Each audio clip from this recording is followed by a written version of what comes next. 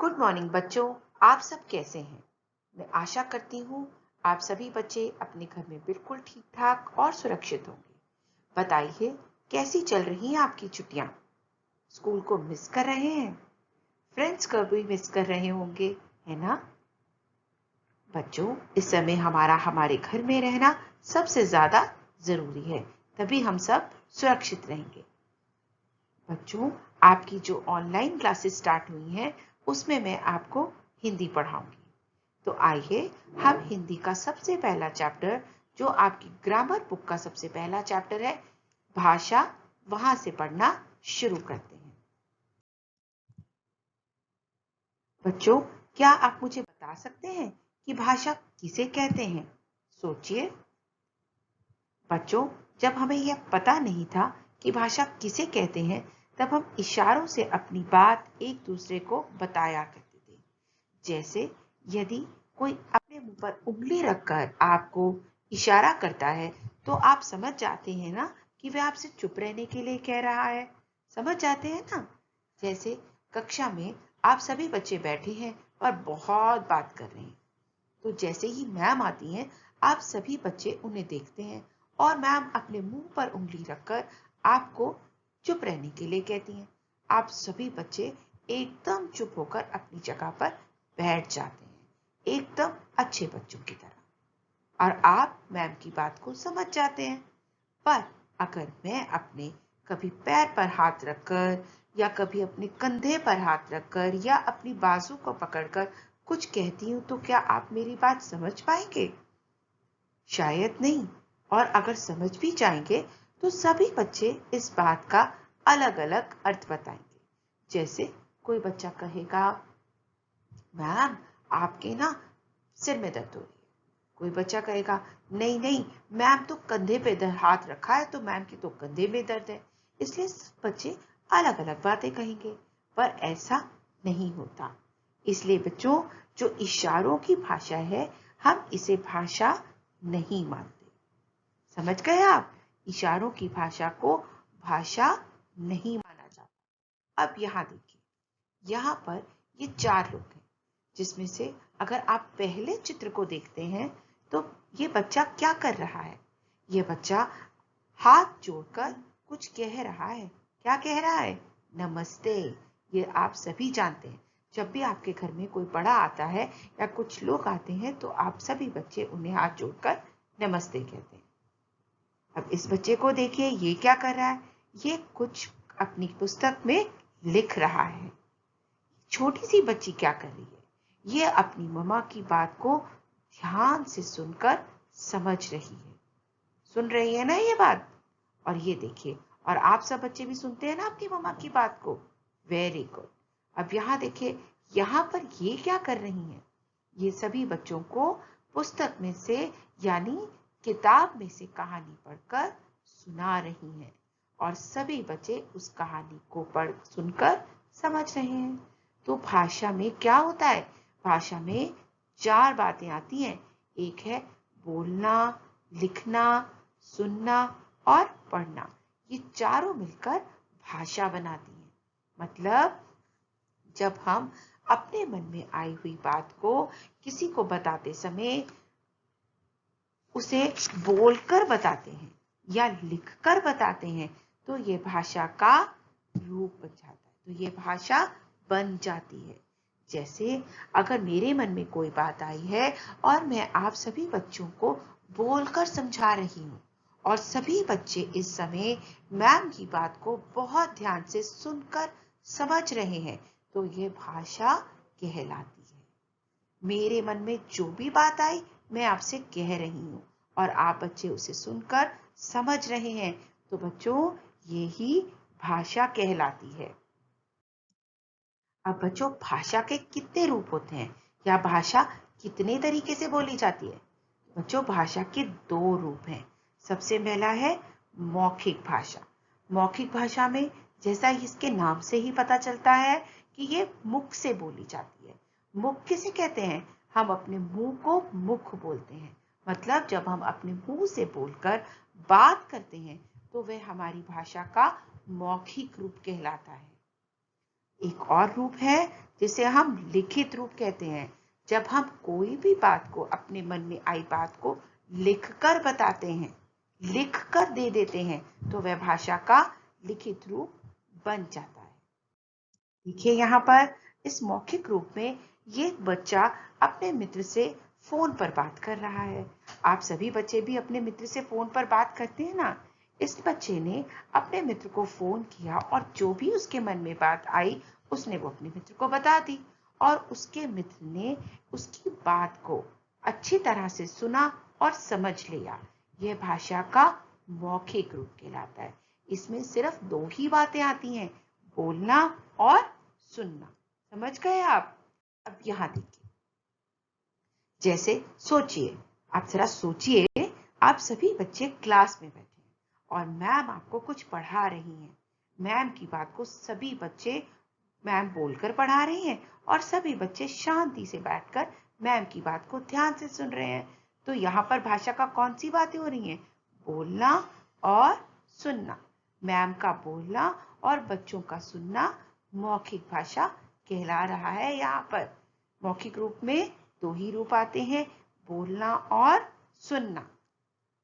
अब देखिए लिखित यहाँ मौखिक भाषा में एक और बात देखिए, जब आप सभी बच्चे बैठकर टीवी देखते हो तो ये भी भाषा का, मौखिक भाषा का ही उदाहरण माना गया है, क्योंकि टीवी में जो भी आ रहा है आप उसे सुनकर समझ रहे हो और वो आपको मौखिक भाषा के द्वारा बोलकर भी बता रहा है।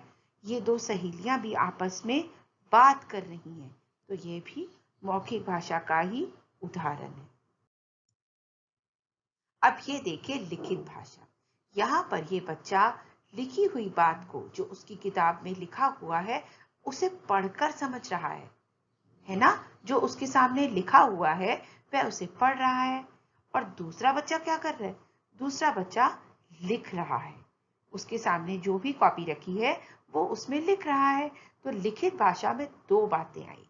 एक तो जो आपके सामने बुक है उसे पढ़कर समझना, लिखी हुई बात को समझना, और दूसरा लिखना। तो लिखित भाषा में ये दो रूप आते हैं। देखिए यह दोनों दोस्त मिलकर अपनी किताबें पढ़ रहे हैं।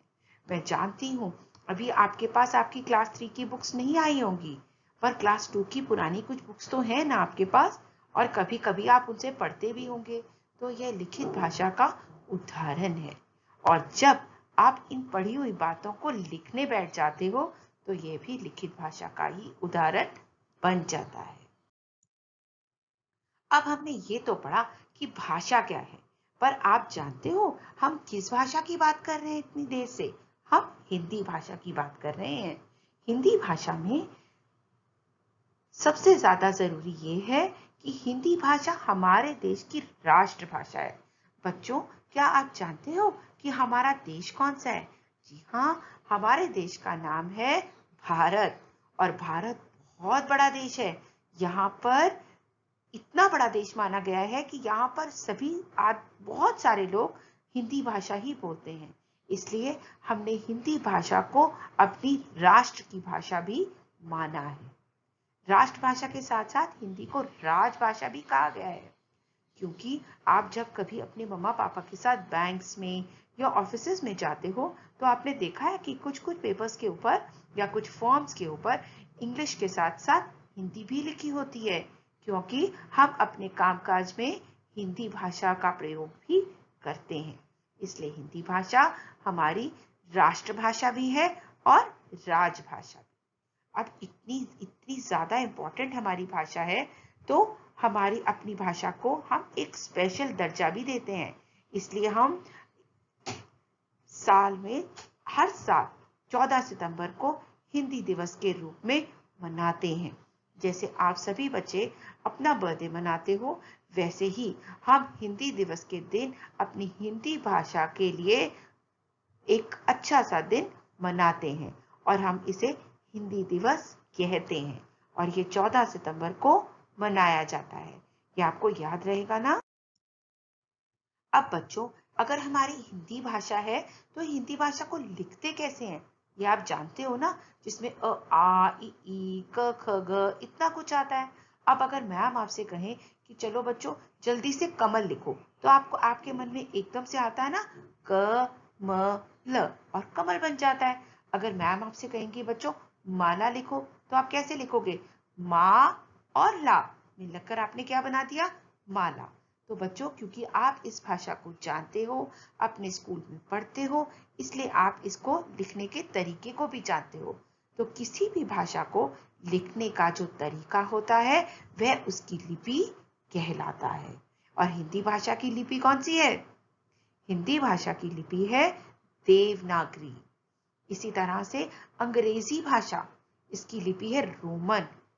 क्योंकि ये बाहर दूसरे देश की भाषा है, इसलिए ये आई भी दूसरे देश से है, और जिसका नाम है रोम, और उसी की भाषा के उसी के नाम पर इसका नाम रोमन लिपि पड़ा है।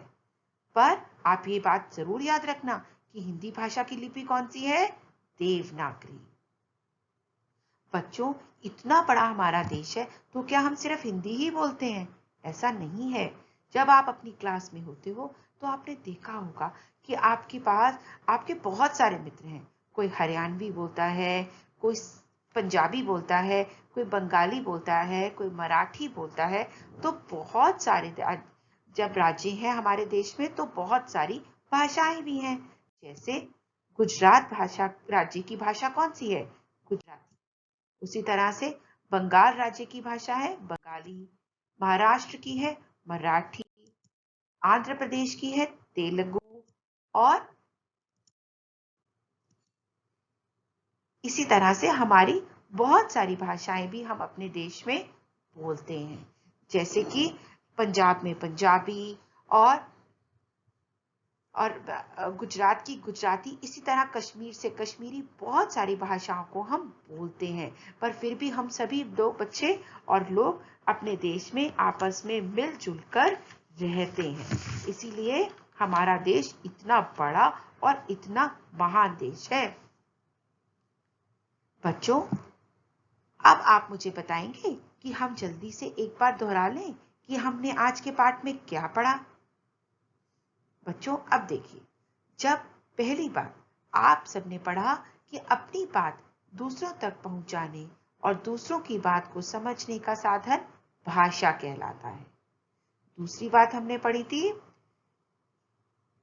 भाषा के दो रूप होते हैं, मौखिक और लिखित। मौखिक भाषा में क्या आता है? जब हम बोलकर और सुनकर अपनी बात किसी को बताते हैं तो वह भाषा का मौखिक रूप बन जाता है। और जब हम पढ़कर और लिखकर भाषा को समझा जाता है तो यह भाषा का लिखित रूप बन जाता है। बच्चों हमारी राजभाषा या राष्ट्रभाषा भी हिंदी ही है। प्रतिवर्ष 14 सितंबर को हम हिंदी दिवस के रूप में मनाते हैं, और हमारी भाषा को लिखने का ढंग लिपि कहलाता है। याद रहेगा बच्चों आपको? Very good. अब ये देखिए बच्चों, इस बात को याद रखना, इसीलिए हम इस बात को एक बार फिर से दोहरा लेते हैं। बच्चों भाषा ही वह साधन है जिसके द्वारा हम अपने मन की भावों को एक दूसरे तक पहुंचाते हैं। अब यहाँ पर देखिए, मैं आपको भाषा के बारे में कैसे बता रही हूँ? बोलकर। और आप सभी बच्चे ध्यान से मेरी बात को कैसे समझ रहे हैं? सुनकर। Very good. तो ये भाषा का मौखिक रूप है। और मैं आपको किस प्रकार समझा रही हूँ? मैंने आपके सामने एक इतने बड़े कागज पर कुछ लिख दिया है जिसे आप कैसे पढ़ रहे हैं? आप इसे पढ़कर समझ रहे हैं, है ना? आपके सामने मैंने इसको लिखा है ना, तो आपके सामने मैंने इसको लिख दिया है और आप लिखकर समझ रहे हैं। आपने भाषा को कैसे समझा? आप सभी ने भाषा को पढ़कर समझ लिया। तो जो पहले दो रूप हैं, बोलकर और सुनकर, ये भाषा का मौखिक रूप कहलाता है, और लिखकर और पढ़कर भाषा का क्या बन जाता है? लिखित रूप। Very good. चलिए बच्चों, अब हमने जो आज पढ़ा उसके आधार पर हम ये कुछ क्वेश्चंस करते हैं। सबसे पहला अभ्यास देखिए बच्चों, आपके घर में कोई भी कॉपी हो, कोई भी पेपर हो, उसमें ध्यान से इन क्वेश्चंस को करिएगा। मम्मा पापा को बोलिएगा कि इसका स्क्रीनशॉट ले लें और आप इसे देखकर अच्छी तरह से करिएगा। चलिए अब मेरे साथ इनका उत्तर करिए। रिक्त स्थान भरो। रिक्त का अर्थ क्या होता है? रिक्त का अर्थ होता है खाली स्थान, यानी जो यहाँ पर डैश बने हुए हैं आपको उन्हें भरना है। और भरना कैसे है? इन शब्दों की मदद लेकर। सबसे पहला शब्द है मौखिक, दूसरा शब्द है भाषा, तीसरा है हिंदी, चौथा है अनेक, पांचवा है देवनागरी और छठा है लिखित। तो पहले में आप ध्यान से पढ़िए। अपने मन के भाव को प्रकट करने का साधन क्या कहलाता है? क्या है बच्चों? वेरी गुड, भाषा। अब भाषा के दो रूप कौन से हैं? भाषा के दो रूप हैं, मौखिक और लिखित। Very good. हमारे देश में डैश भाषाएं बोली जाती हैं। मैंने आपको बताया ना, हमारा देश बहुत बड़ा देश है, तो जहां पर बोले जाने वाली भाषाएं भी अनेक हैं। अनेक यानी कई भाषाएं हैं। डैश हमारी राष्ट्रभाषा है। कौन सी राष्ट्रभाषा है? हिंदी। वेरी गुड बच्चों, हिंदी भाषा की लिपि कौन सी है? देवनागरी। वेरी गुड, सबको समझ आ गया? चलिए अब हम अगले क्वेश्चन पर चलते हैं। सही मिलान कीजिए। बच्चों अब आप मुझे बताइए, पंजाब राज्य में कौन सी भाषा बोली जाती है? पंजाबी। Very good. और गुजरात में? गुजराती। Very good. महाराष्ट्र में? मराठी। Very nice. और बंगाल में? बंगाली। तो बच्चों आप सबको अच्छी तरह से समझ आ गया पाठ? Very good. अब आप सभी बच्चे अब मेरी बात को इसको अच्छी तरह से दोबारा से पढ़िएगा, रिवाइज करिएगा और अपने घर में सुरक्षित रहिएगा। हम फिर मिलेंगे एक नए चैप्टर में। ठीक है बच्चों, तब तक के लिए अपना ध्यान रखिए और अपने घर में सुरक्षित रहिए। बाय बेटा।